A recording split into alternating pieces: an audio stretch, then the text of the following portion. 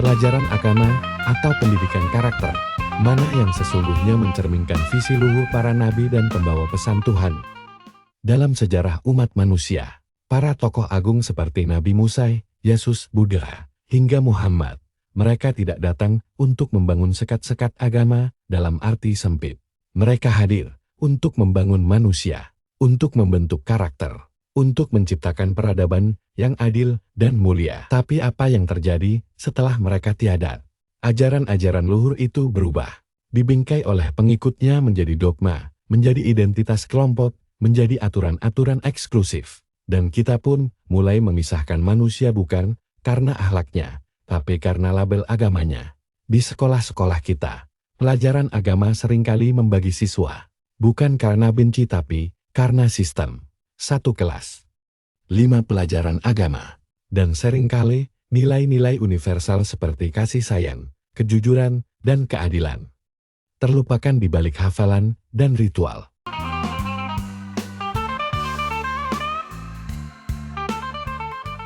Apakah ajaran Nabi itu tentang membangun kelompok atau membangun manusia? Pendidikan karakter adalah jawaban yang membawa kita kembali ke inti dari semua ajaran luhur. Bukan untuk mencetak pengikut agama tertentu, tapi untuk melahirkan manusia yang jujur, adil, berani, dan penuh kasih-kasih. Transformasi pelajaran agama menjadi pendidikan karakter bukan berarti menghapus agama. Sebaliknya, ini adalah kembali ke esensi. Musa mengajarkan keberanian. Yesus meneladani cinta, Buddha memandu kedamaian, Muhammad memimpin revolusi sosial lewat akhlak yang agung. Langkah-langkah transformasi bisa dimulai dari 1. Kurikulum berbasis nilai universal yang mengajarkan empati, integritas, dan tanggung jawab. 2. Kelas inklusif, tempat anak-anak dari berbagai agama belajar bersama. 3. Ritual keagamaan dalam sesi khusus, opsional, bukan pemisah utama. 4. Penanaman nilai melalui proyek sosial dan pembelajaran aktif. 5. Integrasi nilai karakter dengan semangat kebangsaan, seperti gotong royong dan cinta tanah air. Pendidikan karakter bukan sekadar pelajaran. Ia adalah proses kehidupan. Ia membentuk manusia. Bukan hanya taat, tapi berakhlak, mandiri, berpikir kritis, dan berjiwa sosial. Jadi, mari kita renungkan. Apakah kita ingin anak-anak kita hanya menjadi pengikut agama, atau menjadi manusia yang mampu menyatukan perbedaan, membangun masa depan, dan menghadirkan kedamaian bagi dunia? Tulis pendapatmu di kolom komentar. Apakah pendidikan karakter adalah langkah yang tepat bagi masa depan pendidikan kita? Mari bersama kita kembali ke misi para nabi, membentuk manusia, bukan membentuk sekat.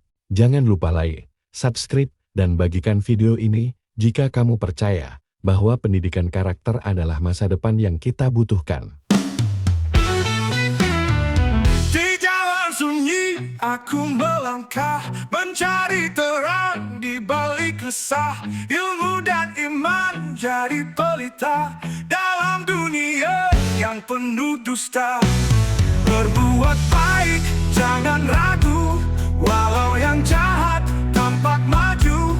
Tuhan melihat langkahmu, ikuti hati yang jujur dan lurus. Tak semua orang bicara benar, ada yang manis tapi berbahaya. Tapi hidup bukan soal menang, tapi tentang jadi manusia yang tenang.